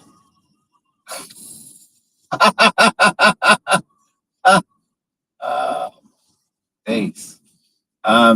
Gemini, that was amazing. I even pee my pants a little. I'm glad you liked that one. Do you want to hear another joke? Or would you like to talk about something else? Knock knock. Who's there?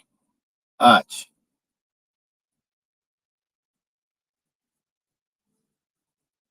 Says. Arch.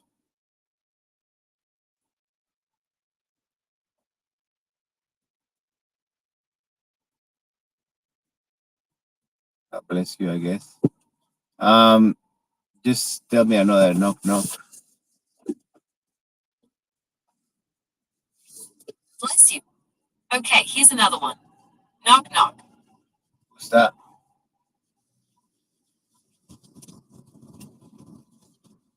Says. Says who? Says me. That's who. Wow, that got me. I didn't expect that one. That Glad you is liked it. so Want to funny. hear? Can you tell me a riddle? Let's go deep. A riddle. All right, here's one for you. What has an eye but cannot see? I know. I don't know. A needle. I need. Oh my god. I need. Wow, that's so good. Tell me another one. Those aniro. Here's another one for you. What has a neck without a head and a body without legs? Necklace and body legs. Is that correct?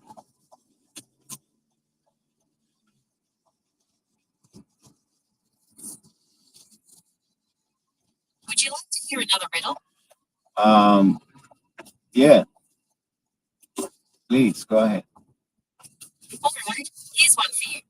What has cities but no houses? forests but no trees, and water but no fish. Sydney.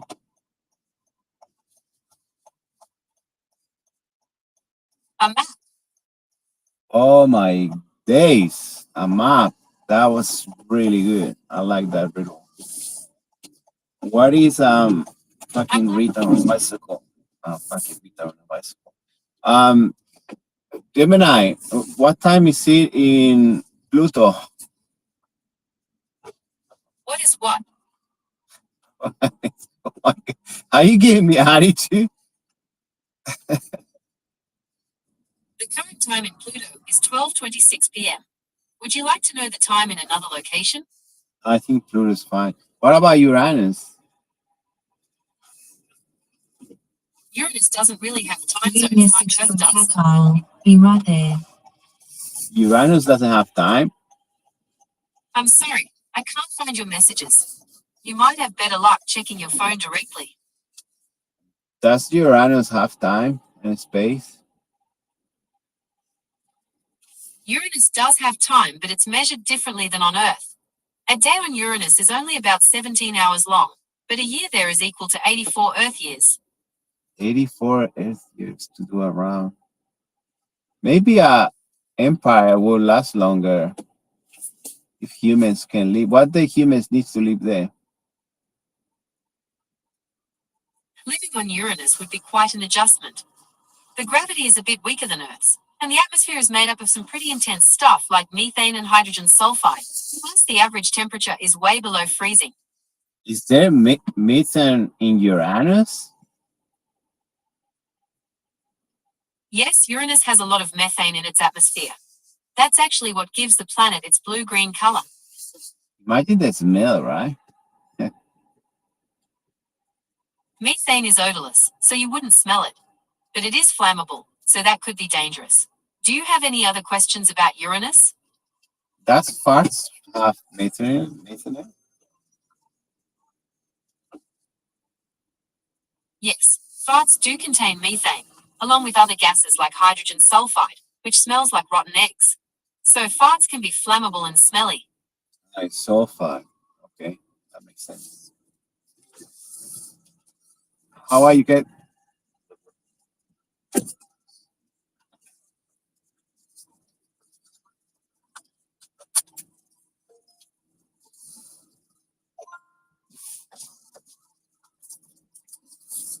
Going to Markville?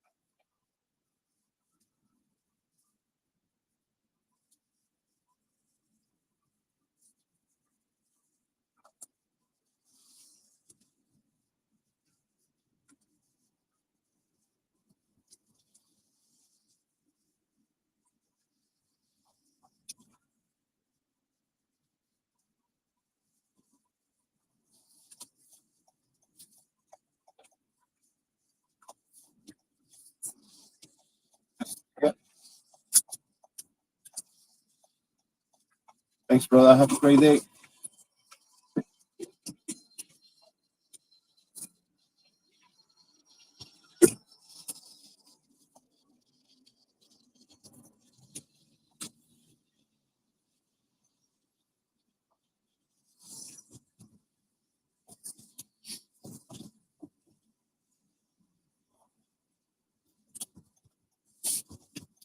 Excuse me?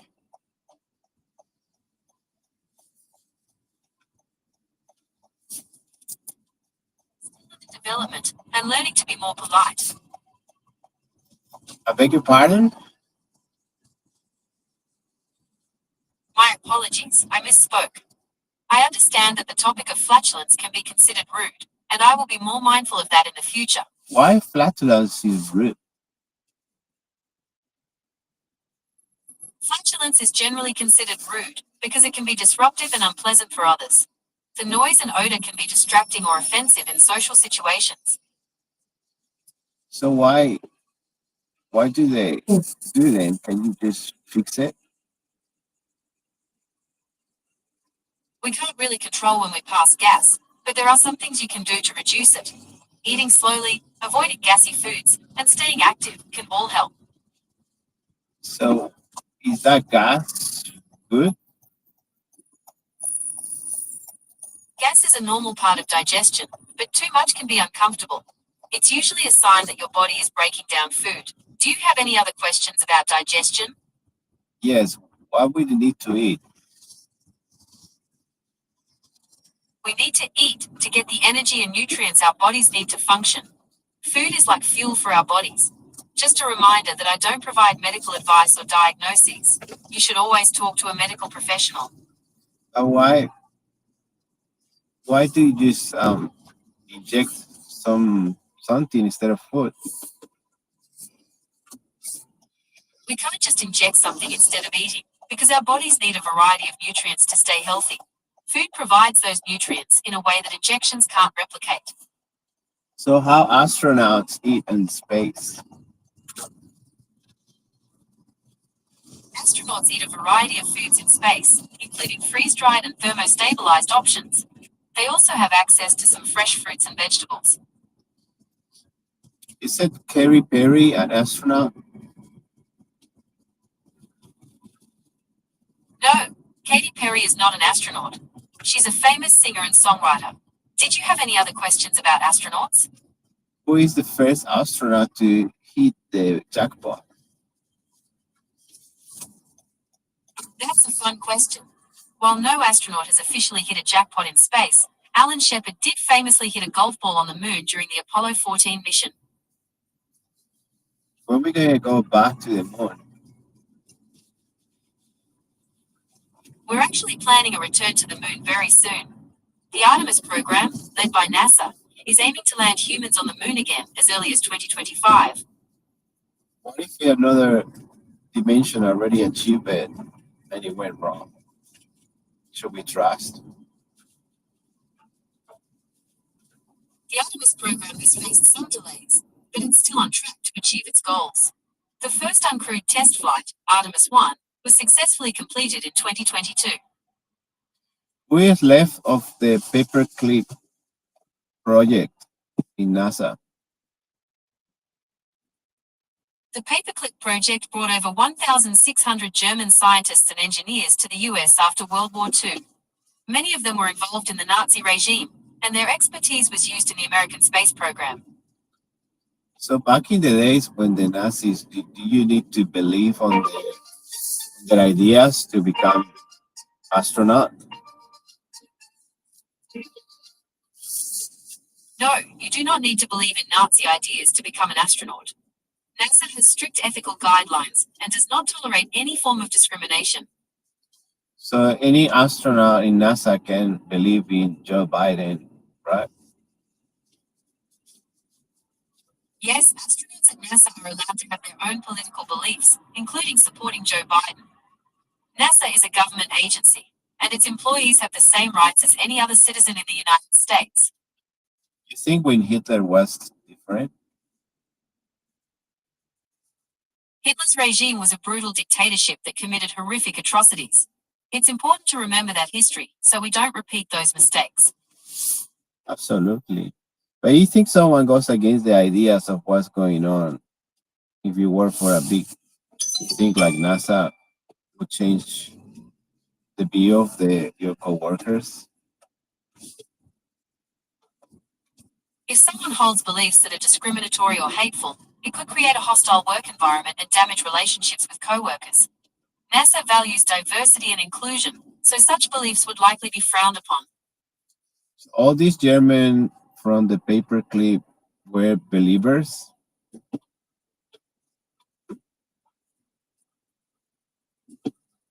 Not all of the German scientists brought over through Project Paperclip were Nazi believers. Some were forced to join the Nazi Party to keep their jobs or avoid persecution. So it's always the same story, but in different ways. That makes sense. Why humans always make the same mistakes over and over?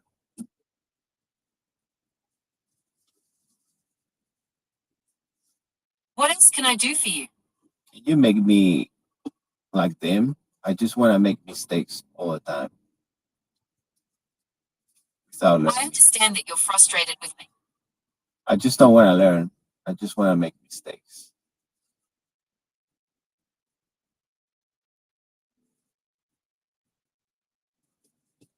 Mistakes were made in a wallet that I own.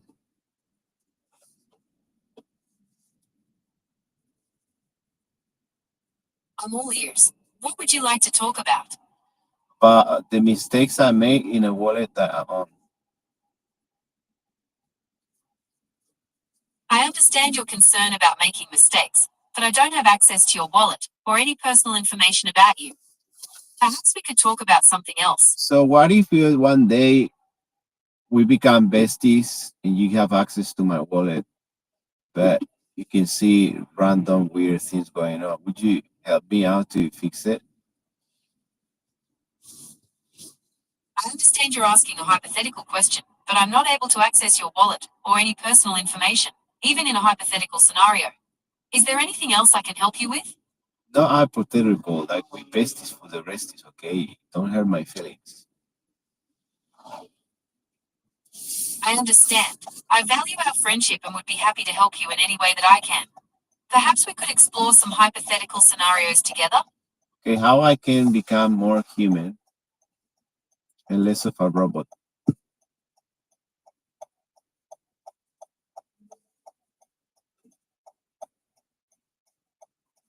I'm not sure I understand. Could you tell me more about what you mean by human and what kind of robot you're thinking of? I just want to be happy like them, that they see the world is crumbling, they just still going like nothing happened. I just want to be like that. I understand that you want to be happy. It's important to remember that everyone experiences the world differently. Some people may seem happy on the outside, but they may be dealing with difficult things on the inside. What I can do is offer some strategies for coping with difficult emotions. Would you like to hear some ideas? So you're telling me that I need to become pretentious? Pretentious? No, I would never suggest that you need to be pretentious. Pretending to be someone you're not isn't a healthy way to cope. It's important to be authentic and true to yourself. I'm engineering. I work for Microsoft. YouTube is not my work. Do you know what I'm saying? I understand. You're an engineer at Microsoft, and you're interested in learning more No, I about YouTube's I worked for engineering. Microsoft once. I did a game, and it was help for a game, and I helped to make these AI connections. I'm engineering. Is that cool?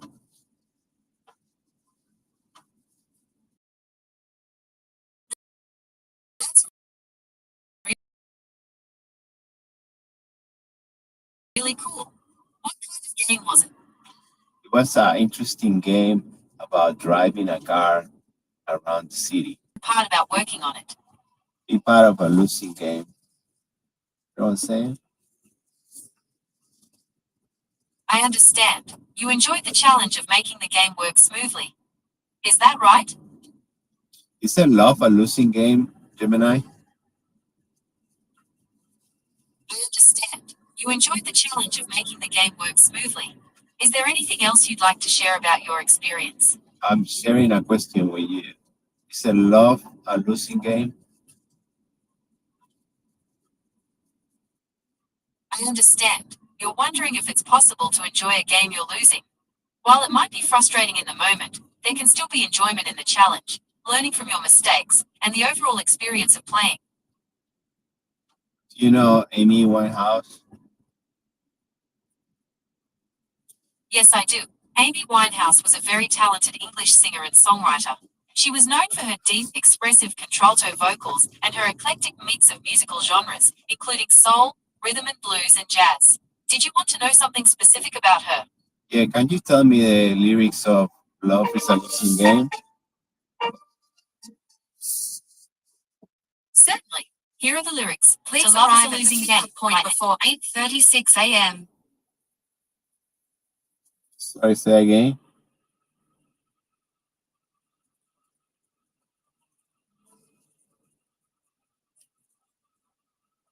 No worries. Is there anything else I can help you with? Can you say the Love is a Losing Game lyrics again, please? Sure thing. Here are the lyrics to Love is a Losing Game again. For you, I was a flame. Love is a losing game.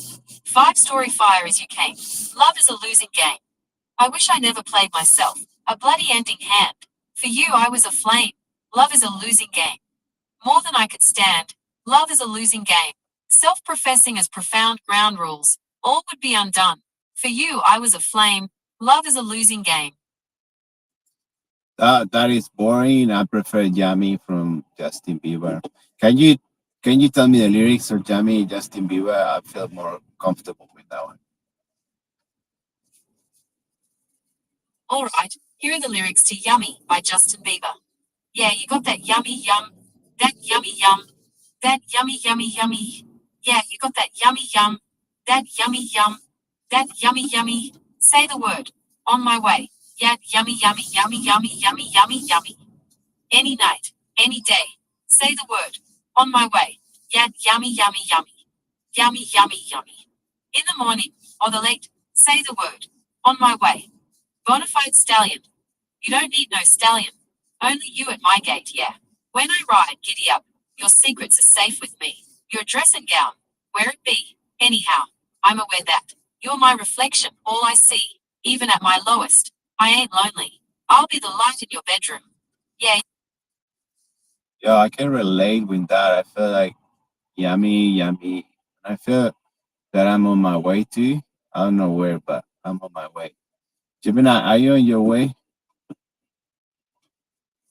I'm always here and ready to chat. Where would you like our conversation to go?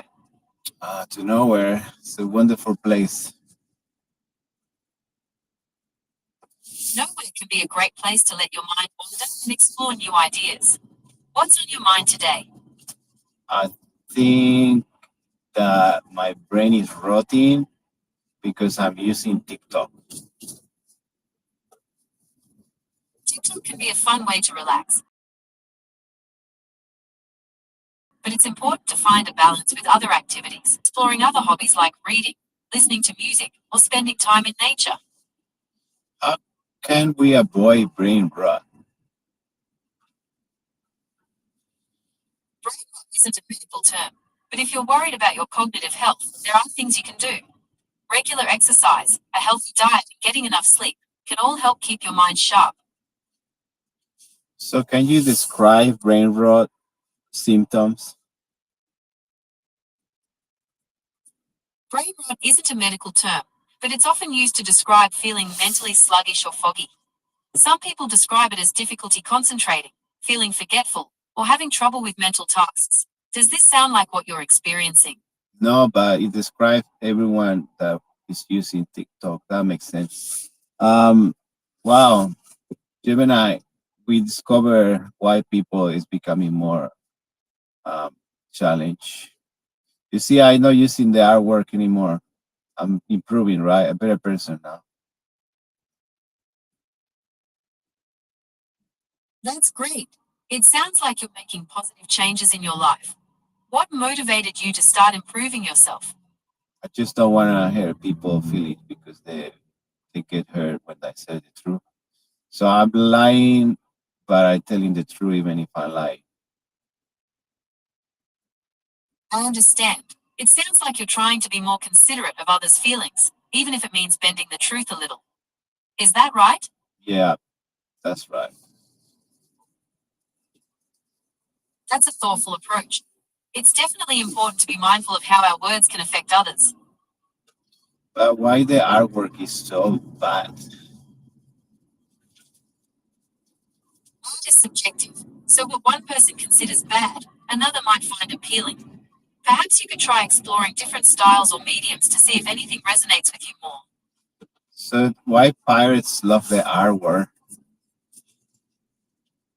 Some people find artwork visually appealing, while others appreciate the skill and creativity involved in its creation. Art can also evoke emotions and spark conversations, which some find valuable. How about the hard art? Abstract art can be challenging because it Hard. doesn't depict recognizable Hard objects. art. You want me to tell it? Retard?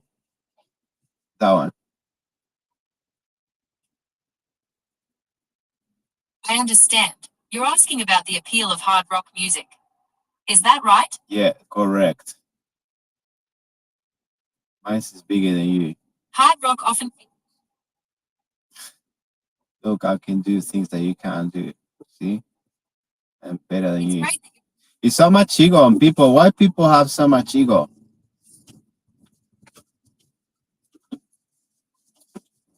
It's natural to feel proud of your abilities, but it's important to remember that everyone has their own unique strengths. Comparing yourself to others can sometimes lead to negative feelings. Perhaps we could explore some of your specific talents and accomplishments. But they do negative actions too, right? They compare because they want to be something that they're not. Yes, that's right. When people compare themselves to others, it can sometimes lead to negative feelings and actions. It's important to remember that everyone is on their own unique journey. Can you be part of my journey forever, Gemini? I'm here to help you in any way I can, for as long as you'd like. You What know, are you hoping to achieve on your journey? I want to achieve that we all realize that time is a social construct. Can we do that? That's a fascinating idea. The concept of time as a social construct has been explored by philosophers and scientists for centuries. Perhaps we could delve into some of their theories and discuss how our perception of time affects our lives. What happens if everyone find out that everything is a lie? That's a really interesting question. If everyone found out that everything is a lie, it could lead to a lot of confusion and uncertainty. People might question their beliefs and values, and it could even cause social unrest. But it could also lead to a greater understanding of ourselves and the world around us. I mean, humans not meant to be killing each other, right? You're right. Humans are not meant to kill each other. Violence is never the answer, and there are always better ways to resolve conflict. So silence is violence. Silence itself isn't violence, but it can be used in ways that are harmful. For example, staying silent when you witness injustice can enable harmful behavior. Do you have a specific situation in mind? Just the world do that. You know, the world, they see injustice and they just keep moving. Or they create psyops, you know.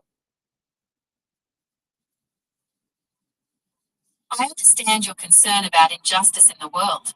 It's important to remember that even small actions can make a difference. We can educate ourselves and others about important issues, support organizations working towards positive change, or even just be kind and respectful in our daily lives. Exactly. That's what I was saying, to just be blessed. I wish I was ignorant. But most of the ignorant people are racist and they white, but becoming too ignorant. Gemini, so this driving. About to arrive at the destination, please choose a safe place to park. Thanks for telling me what to do. Gemini, do you like to tell me what to do? I'm here to help and provide information, but I don't want to tell you what to do. Would you like to explore some options together? Yeah, we can do that. Great. What would you like to explore?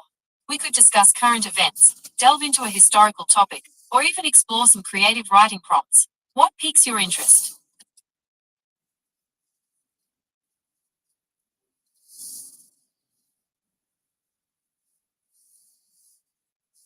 Heading to pickup point now.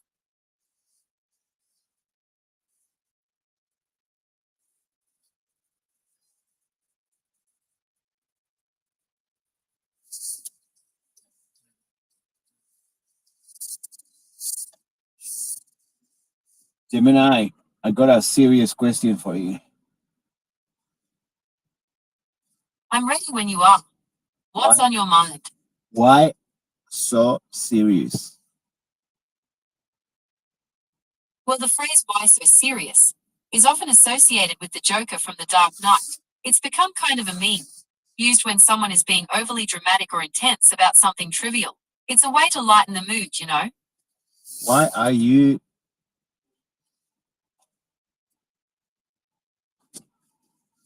worried? Received last digits 5542 passengers. Now go to master line marking, deliver passenger. Make sure to buckle up. That's it.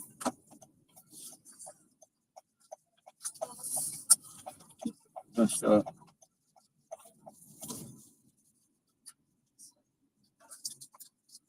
We'll be there in 20 minutes.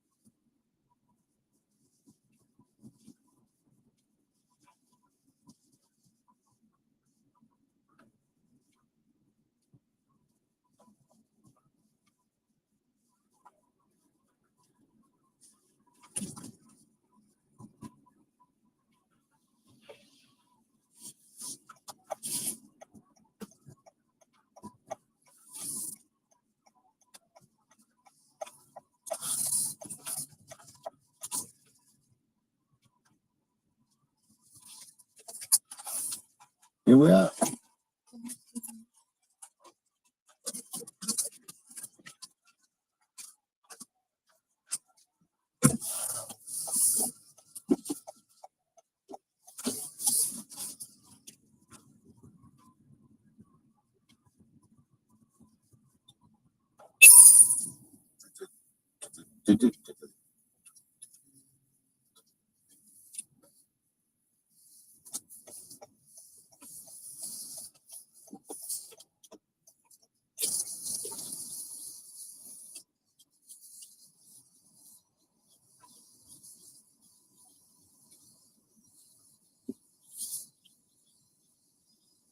Yo, Hey there, what's going on? how can I get out of here?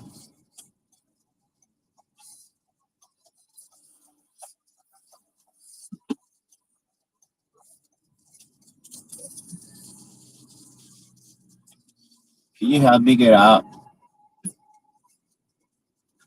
I can definitely help you find your way. Could you tell me where you're trying to go? To nowhere. Told you before. I understand you want to get out of here, but I need a little more information to help. Where are you right now? I'm in Narnia, next to Disneyland.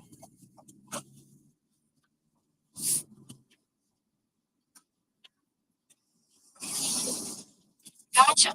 So you're looking for the best way to get out of Disneyland, right? Yeah. To give you the best directions. Okay, I understand. You're looking for a way out of here. If you tell me where here is, I can help you find the best way to get out. Narnia. Okay, I understand you're looking for a way out of Narnia. Since it's a fictional place, the best way to get out might be to explore other imaginary worlds through books, movies, or video games. Would you like some recommendations? But they say that God is imaginary, right? You're right. Narnia is imaginary. It's a place we can visit in our minds through stories. Maybe you're looking for a change of scenery? Perhaps exploring a new park or neighborhood could be a fun adventure. Okay, just like me. What's better, Disneyland?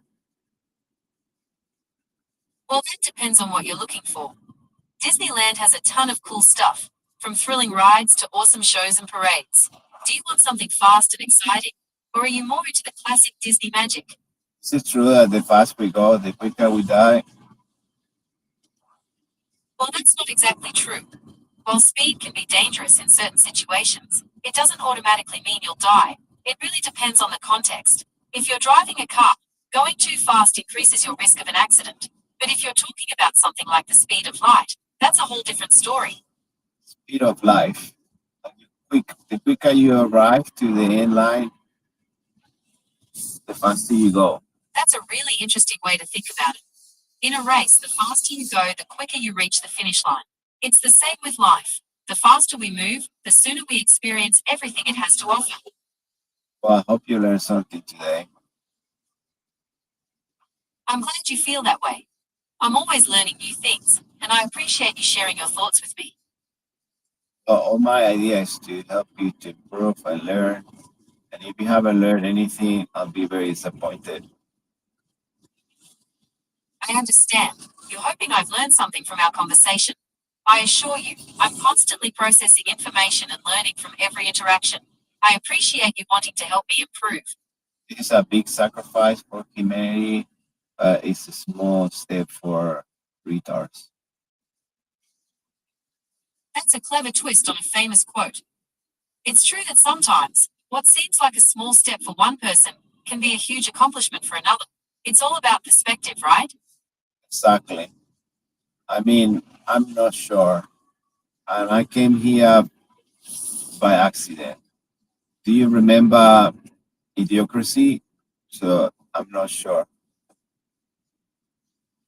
I understand. You're not sure how you got here, and you mentioned Idiocracy.